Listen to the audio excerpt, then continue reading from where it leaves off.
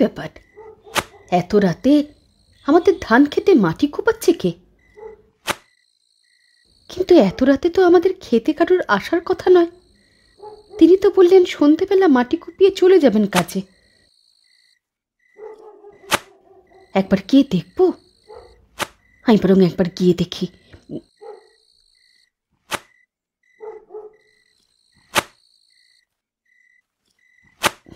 এই যে শুনতে পাচ্ছেন, এত রাতে মাটি কোপাচ্ছেন কে? কি হলো, কোনো সাড়া দিচ্ছেন না কেন? কি আজব লোক, ডাকছি সাড়া দিচ্ছে না। কি ব্যাপার মশাই, সাড়া দিচ্ছেন না কেন? কানে কালা নাকি? কে আপনি? কি আজব ব্যাপার, সাড়া দিচ্ছেন না কেন? কি হলো, কথা বলছেন না কেন? কে আপনি? ভারী মুশকিল হলো দেখছি। কি ব্যাপার, কথা বলছেন না কেন মশাই?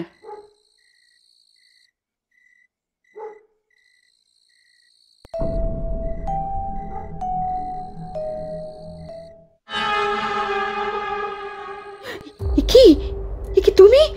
কি অবস্থা হয়েছে তোমার? কি হয়েছে তোমার? এই অবস্থা হলো কি করে? আমি কি নিজের চোখে ঠিক দেখছি নাকি ভুল দেখছি, কিছুই তো বুঝতে পারছি না। ও ভগবান, কি বিপদে পড়লাম! তুমি আমায় চিনতে পারছো না গিন্নি? আমি যে তোমার স্বামী। ওরে বাবা, তোমার গলা এমন শোনাচ্ছে কেন? আমার স্বামী এমন নয়। কে তুমি? কে? কি চাও তুমি আমার কাছে? আমাদের ধান খেতে কেন এসেছো? আমার স্বামী কোথায়? সে কি গিন্নি, তুমি আমায় দেখেও চিনতে পারছো না? আমি তো তোমার স্বামী জগাই, ভালো করে তাকিয়ে দেখো।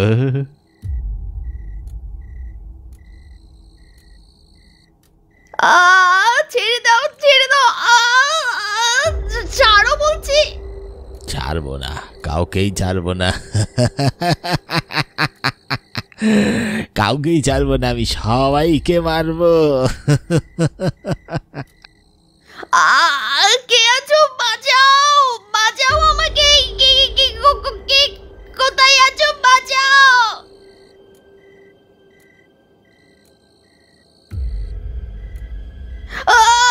মেরে ফেললো আমায়, থামাও কেউ, কেউ ওকে থামাও, মেরে ফেলবে আমায়।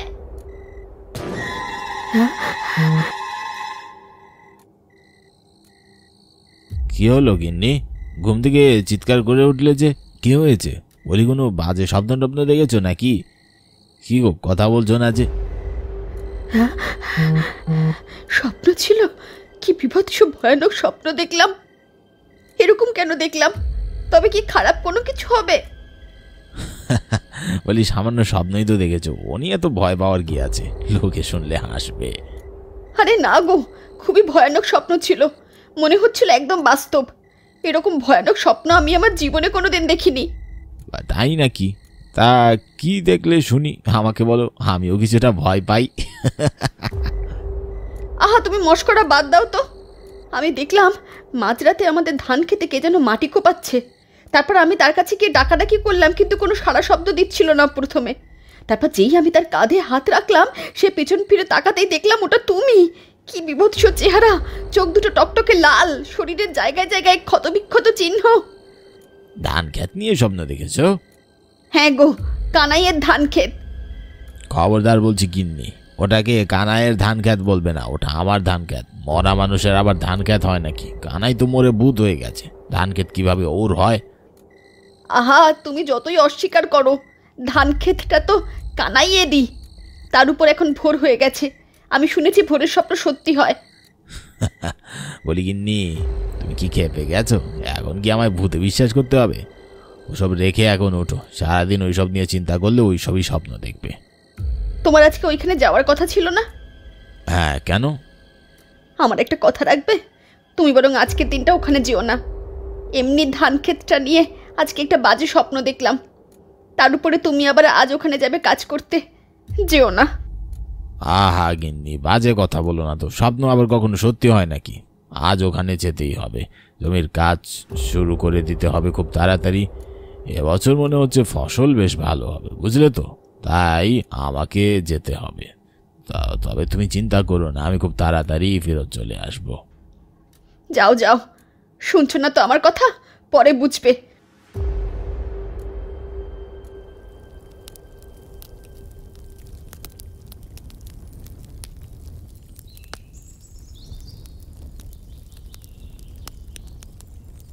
কি ব্যাপার গিন্নি, এত সকাল সকাল আজ রান্না চাপিয়ে দিলে যে?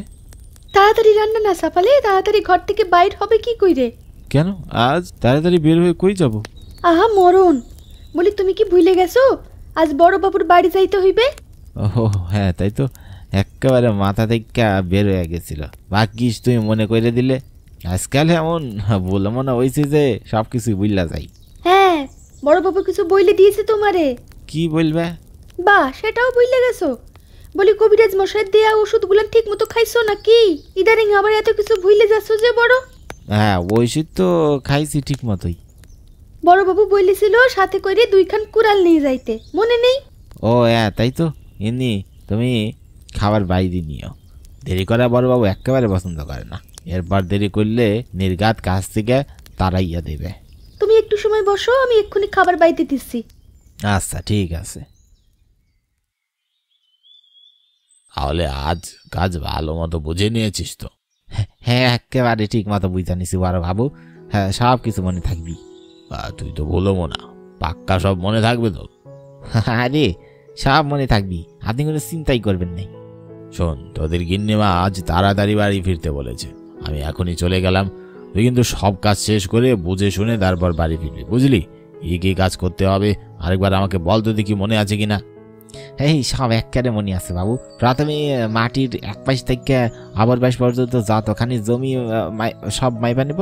এরপরে পুরো জমি কপাবো। আপনি কোনো চিন্তা করবেন না, সব কাজ সময় মতন হয়ে যাইব। যেরকম যেরকম বলেছি সেরকম করবি, কিন্তু কাল এসে যেন কোনো অভিযোগ দিতে না পারি। এবছরের আবহাওয়া দেখে মনে হচ্ছে বেশ ভালোই ধান হবে। আমি চললাম, তুই থাক। আচ্ছা বাবু, কোনো অভিযোগ করার সুযোগ দিব না। হ্যাঁ, আপনি নিশ্চিন্তে চান।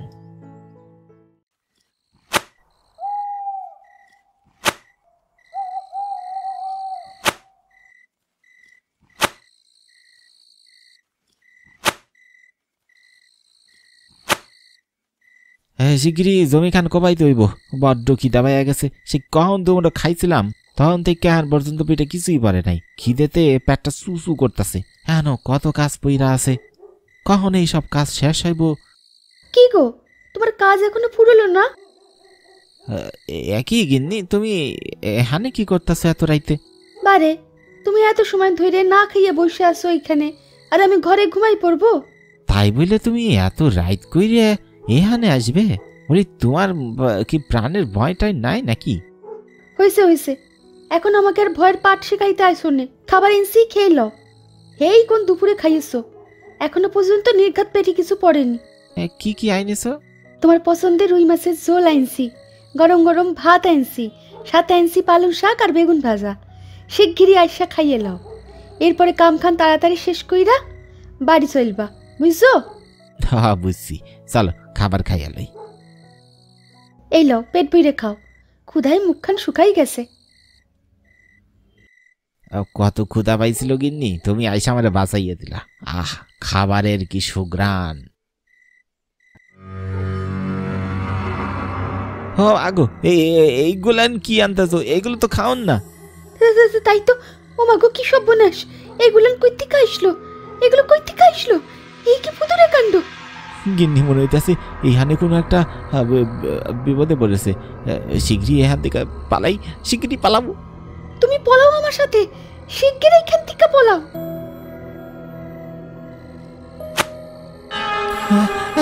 এটা কি গিন্নি? বাঁচাও বাঁচাও গিন্নি!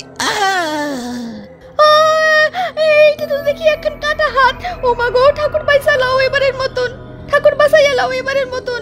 পয়সা গেলে 2 টাকার হরিণ লুট দেব, বাঁচাইয়া লাও ঠাকুর, এবার কি হইব?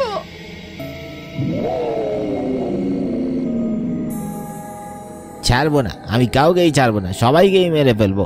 আমি সবাইকেই মেরে ফেলবো। যে আমার এই জমিতে আসবি আমি তাকেই মেরে ফেলবো। পালিয়ে যায় এখান থেকে, আমার জমি থেকে এক্ষুনি পালিয়ে যা, নয়তো সবাইকে মেরে ফেলবো। আমার সীমানায় কেউ আসবি না।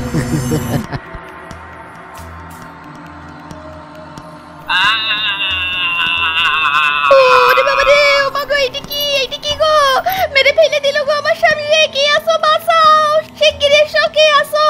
আমার স্বামীকে ভূতে মাইরে ফেলে দিল গো, শিগগির এসো।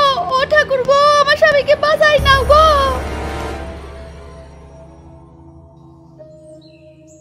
আজ বেরোবে কখন?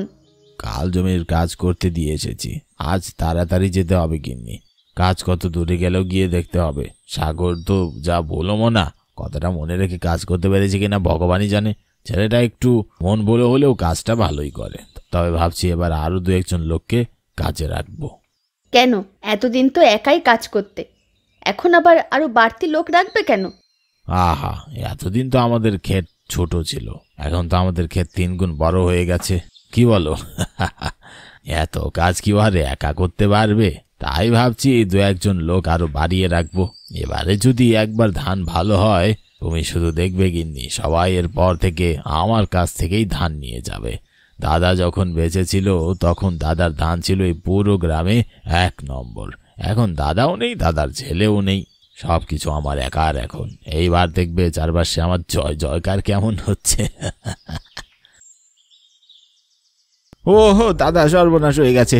ও জগাই দাদা, বাড়ি আছো নাকি? শিগগিরই বাইরে বেরিয়ে এসো। ও জগাই দাদা, শুনতে পাচ্ছ? ও বৌদি, বাড়ি আছো? একই রে গোপাল, এত সকাল সকাল চেঁচাচ্ছিস কেন? কি হয়েছে বল? কি হয়েছে গোপালদা? কোনো বিপদ হলো নাকি কারো? সর্বনাশ হয়ে গেছে গো জগাই দাদা। শিগগিরই চলুন বৌদি, আপনাদের ধান খেতে চলুন। হ্যাঁ, ধান খেতে? কেন? কি হয়েছে ধান খেতে? কেন রে, ধান খেতে কি হলো রে আবার? সর্বনাশ হয়ে গেছে। এমন বিভৎস সব মৃত্যু আমাদের গ্রামে রাখি কখনো দেখিনি। তোমাদের ধান খেতে একটা ছেলে কাজ করতো না, সাগর নামে, সে আর তার স্ত্রীর মৃতদেহ সকালবেলা উদ্ধার করা হয়েছে ওখান থেকে। কি বিশ্রী ভাবেই না মারা হয়েছে গো। চোখ দুটো উপড়ে ফেলেছে, পেটের নাড়ি বুড়ি সমস্ত বাইরে বের করে ছড়িয়ে ছিটিয়ে ফেলেছে। তার থেকে ভয়ানক কাণ্ড হলো, জীব নেই গো মুখে। মনে হচ্ছে কে যেন জীবটাই কেটে নিয়েছে। হ্যাঁ, এমন ভয়ানক মৃত্যু কি করে হলো? আশেপাশের গা থেকে মানুষজন জড়ো হয়ে যাচ্ছে লাশ দেখতে। শিগগিরই চলো গো।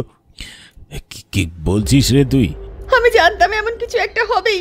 সেদিনের স্বপ্নে এমনি আমি দেখিনি। ও গো, এবার কি হবে গো? হ্যাঁ গিন্নি, চুপ করো, থামো, দেখছি কি করা যায়। গোপাল তুই যা, আমি আসছি। আচ্ছা, শিগগিরই আসো। এবার কি হবে গো আমাদের? কিছু একটা করে সব ঠিক করো গো, ও কাউকে ছাড়বে না। তুমি থামো গিন্নি, তুমি ভেঙে বললে কিভাবে হবে বলো তো? আমি কিছু একটা করছি, তুমি চলো আমার সাথে।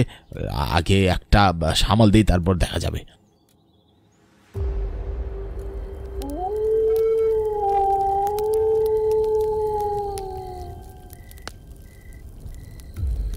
ও বাবা, সর্বনাশ হয়ে গেছে। আপনি শিগগিরই বাঁচান আমাদের। কেন রে, কি হলো?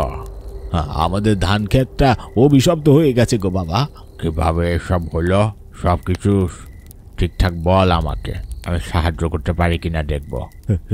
সব কিছু খুলে বলছি বাবা, শুনুন তাহলে কি হয়েছে। আজকেও ঠিক একই ঘটনা ঘটেছে গিন্নি। আমার রাগে গা শিরশির করছে।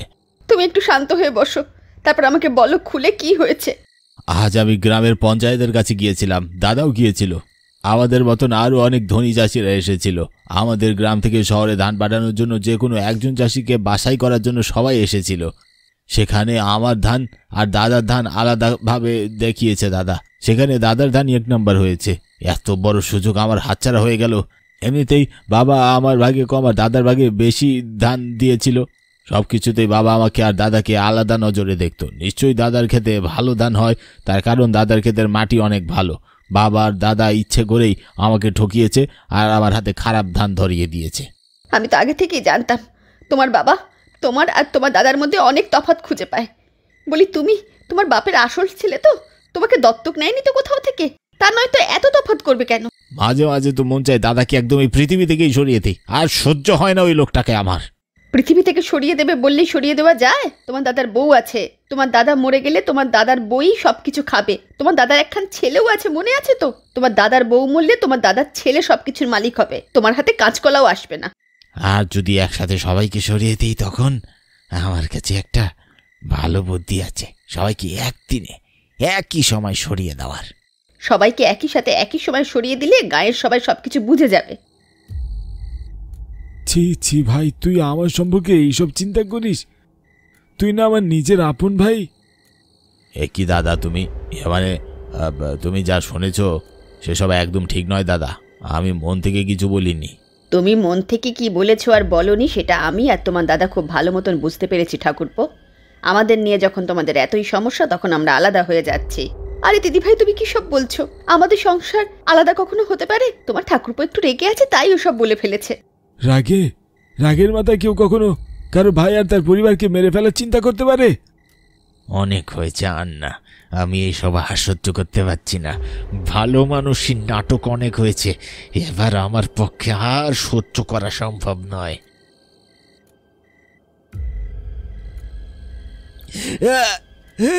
জগাই, ছেড়ে দে।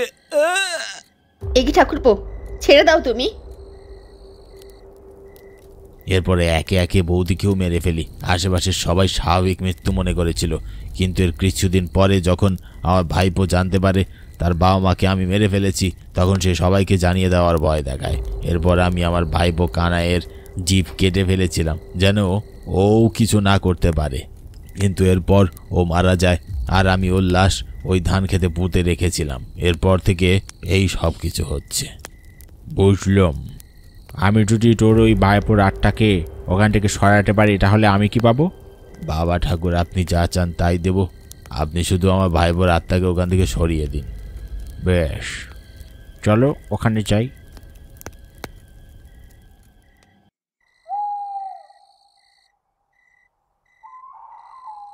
কোথায় লোকে আছিস? বেরিয়ে আয়, এক্ষুনি আমার সামনে বেরিয়ে আয়। বাসতে চাইলে বেরিয়ে আয়। আমার ক্ষেত থেকে আমি কোথাও যাব না, এটা আমার বাবার ক্ষেত। আমার বাবা এই গ্রামের সব থেকে বড় ধান ব্যবসায়ী ছিল। এই শয়তান আমার বাবা মা সবাইকে মেরে ফেলেছে আর এখন তান্ত্রিককে নিয়ে এসেছে। আজ আমি তোদের সবাইকে মেরে ফেলবো, তোরা সবাই আমার হাতেই মরবি রে।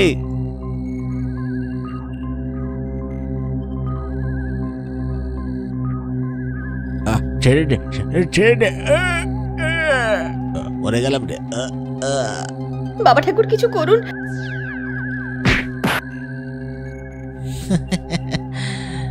আজকেও তোদেরকে রক্ষা করবে না। আ, আ,